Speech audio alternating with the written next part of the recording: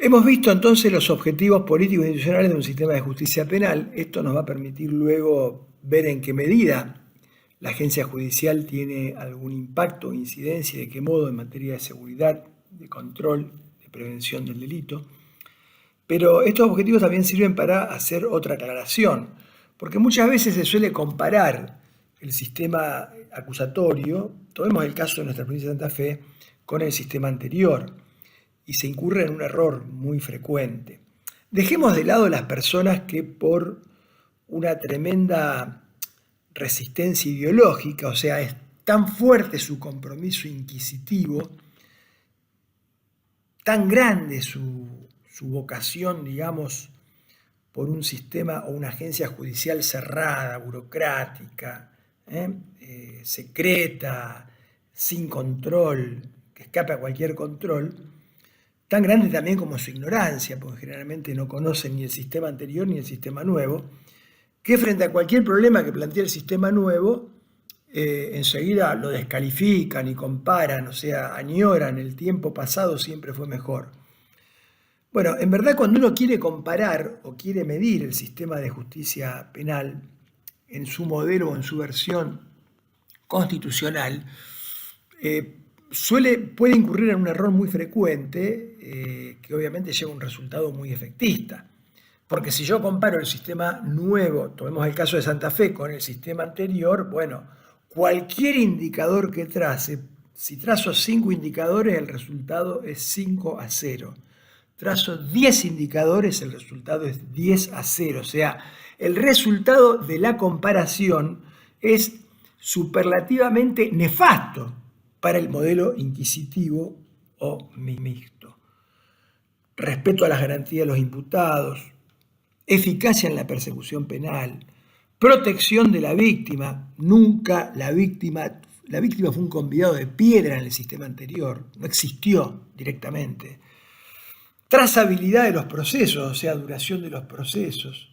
Independencia judicial e imparcialidad de los jueces, o sea, jueces que eran parte y juez, jueces que vivían delegando funciones, o sea, que de modo que no eran independientes, porque la independencia es una garantía del ciudadano. El ciudadano tiene derecho a que lo juzgue un juez, no un secretario, un relator o un sumariante.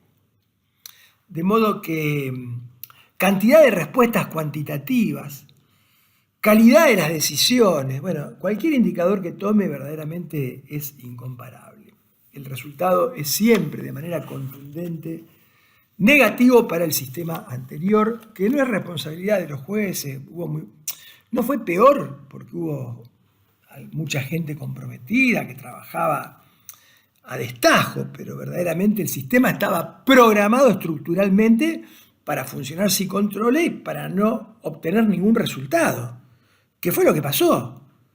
A ver, cuando se resuelve modificar el sistema de investigación y enjuiciamiento penal en la provincia de Santa Fe, se sanciona una ley que dice: a partir de tal fecha va a entrar a regir el sistema nuevo con carga cero.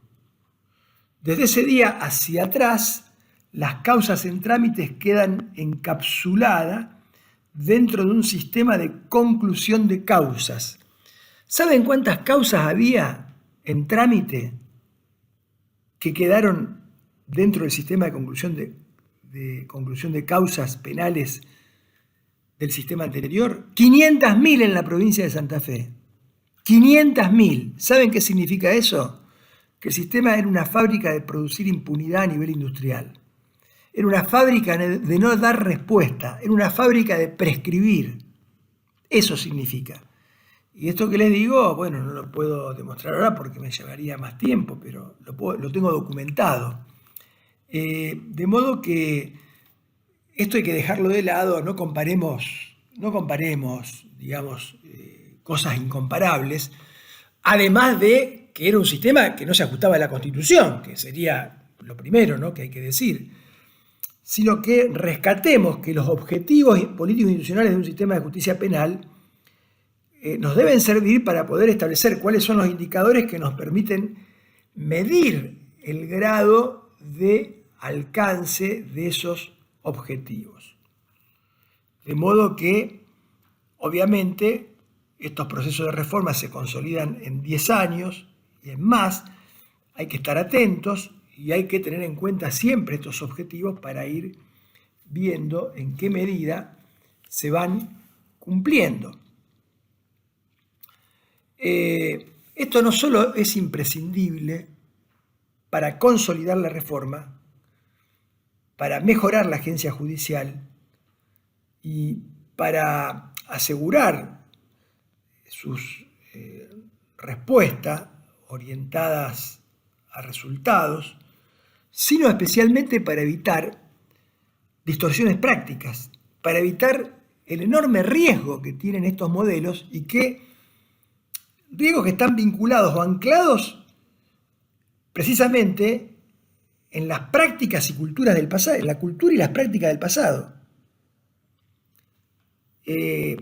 No es fácil cambiar el chip en la cabeza, fundamentalmente para los más antiguos. En esto los jóvenes ayudan más, porque ya vienen con un pensamiento, y las universidades en esto contribuyen, si se quiere, mucho más no contaminado. Pero precisamente el gran riesgo de estos modelos es el riesgo de una reconfiguración inquisitorial del modelo acusatorio, es decir, que tengamos un sistema acusatorio en lo formal y que en la práctica nada cambie. Un envase que diga acusatorio y un contenido que diga inquisitivo. Es decir, pocas dudas caben que el modelo de agencia judicial descentralizado, horizontalizado, orientado a resultados, transparente, con publicidad, supera holgadamente, es una gran herramienta, digamos, cuenta con muchísimas herramientas para poder alcanzar los objetivos políticos institucionales y supera holgadamente al modelo vertical, centralizado, burocrático, cerrado.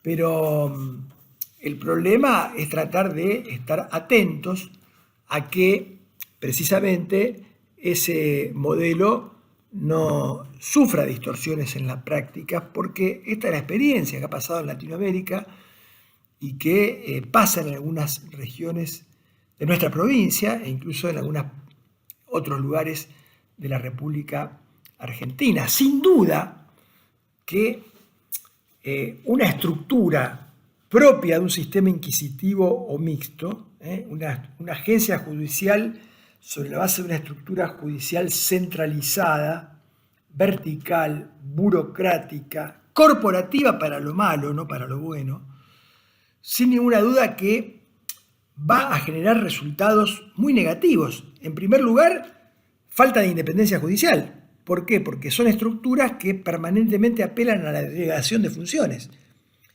Y vuelvo a repetir, la delegación de funciones es una de las más serias lesiones a la independencia de los jueces. Y la independencia de los jueces no es un privilegio del juez, es una garantía del ciudadano. El ciudadano tiene derecho a que lo juzgue un juez. No alguien a quien el juez le delega la función jurisdiccional, alguien que no está investido de esa función por la Constitución. El sistema centralizado, corporativo, burocrático, con un fuerte control burocrático, también atenta a la independencia, porque el inferior, como se dice, siempre está mirando lo que va a decir el superior.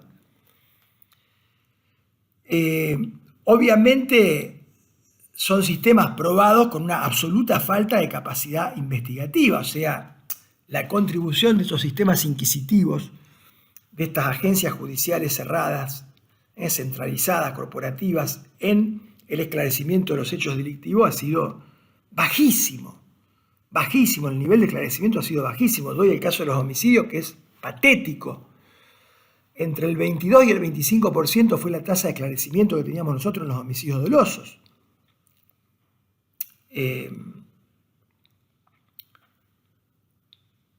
Por otra parte, son sistemas totalmente burocratizados, donde obviamente la cultura dominante es la cultura de hacer siempre lo que se hizo, aunque esté mal. Y por otra parte, es la cultura del trámite, es la cultura permanentemente del ida y vuelta. Tomá la vos, dámela a mí. Frente a esta estructura centralizada sin duda que el modelo descentralizado, horizontal, orientado a resultados, nos da herramientas con ventajas comparativas, porque la separación funcional, es decir, separar la función jurisdiccional, la función del juez de la función de investigación, permite aumentar la capacidad investigativa, más allá que siempre ha sido un déficit la capacidad de investigación de los sistemas procesales. Pero no hay duda que la separación funcional no solo implica asumir el principio constitucional y cumplir con la Constitución, sino que también favorece una mayor capacidad investigativa. No hay duda que esto potencia, esta separación potencia la función de los fiscales. Los fiscales ahora tienen un rol protagónico, trabajan de abogados, además, como parte acusadora, y también de los defensores, cosa que no ocurría en el sistema anterior, donde el fiscal era un contestador de vistas. Pero además permite generar estructuras más sólidas, independientes. Jurisdicción, Ministerio Público de la Acusación, Ministerio Público de la Defensa. Los jueces en colegios de jueces permite horizontalizar la función jurisdiccional, y esto obviamente le permite ganar a los jueces en imparcialidad, en independencia primero, y consecuentemente en imparcialidad. Por otra parte, en lugar de tener una burocracia que se dedica a producir expedientes, tenemos ahora instrumentos mucho más transparentes, orientados a lograr resultados. De hecho, hay una diferencia enorme entre la investigación caso por caso que hacía un juzgado de instrucción, donde cada uno aplicaba el criterio que se le ocurría. Cada juez de instrucción definía su propia política de persecución, si es que la tenía, generalmente no la tenían.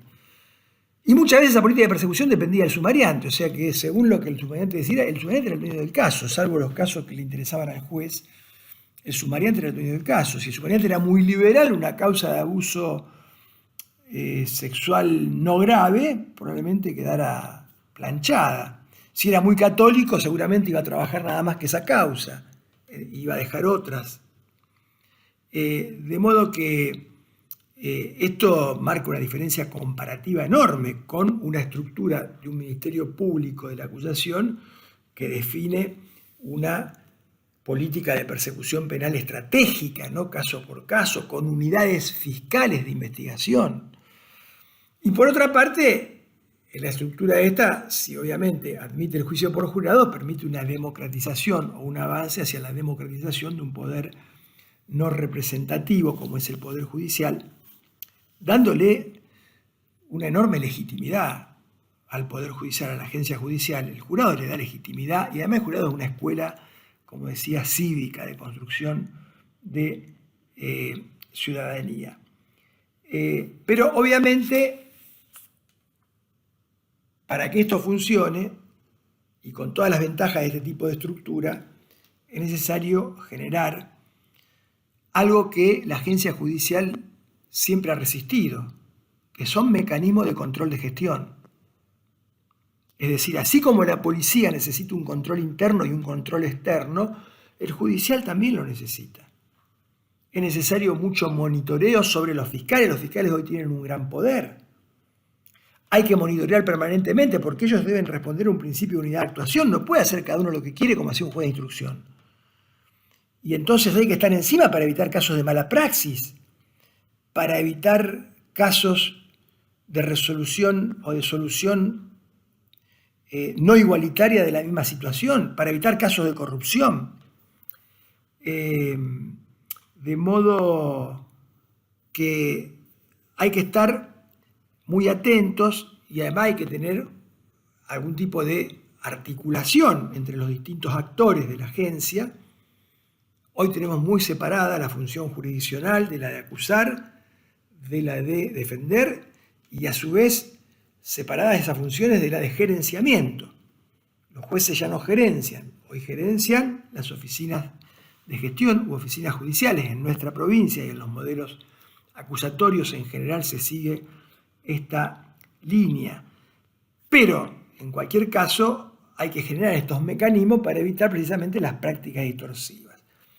Y para evitar las prácticas distorsivas también tenemos herramientas de la sociología que nos sirven, ¿no es cierto?,